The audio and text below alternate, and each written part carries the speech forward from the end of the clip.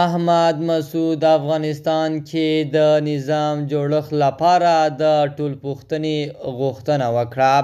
په سلامونو مو هرکلی کوم د AFG نیوز چینل درنو لیدونکو. سلام، ستړي مشئ، وخت مو په خیر. پام راګرځوم د دې ساعت مهم خبر ته او په سر کې یادونه کوم ملګرو که مو چینل نه وي سبسکرایب کړی د مهمو خبرونو لپاره در سره AFG نیوز چینل په درنښت سره سبسکرایب کړئ. د ملي مقاومت په نامه د ټولوالي مشر احمد مسعود په افغانستان کې د نظام جوړښت لپاره د ټولپوښتنې غوښتنه کړې. نوموړي دغه څرګندونې په مسکو کې یوې ناستې ته کړې دي. د طالبانو حکومت په دې اړه څه نه دي ویلي.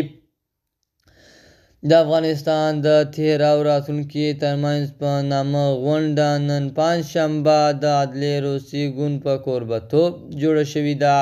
د دغې غونډې ته د پخواني حکومت یو شمېر چارواکي، د پارلمان ځینې غړي او د سیمې ځینې هېوادونو استازي وربلل شوي دي. د روسیې دغه ګوند په پارلمان کې نږدې 20 سلنه څوکۍ لري. احمد مسعود روسیه د افغانستان دوست هېواد وباله.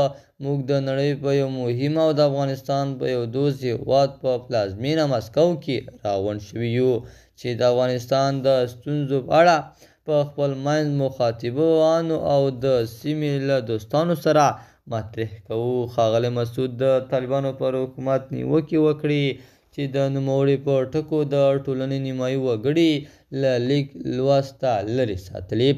د AFG نیوز چینل درنو لیدونکو، دا و زموږ د دې ساعت چمتو شوی خبر. تر بیا ښې چارې. په امان.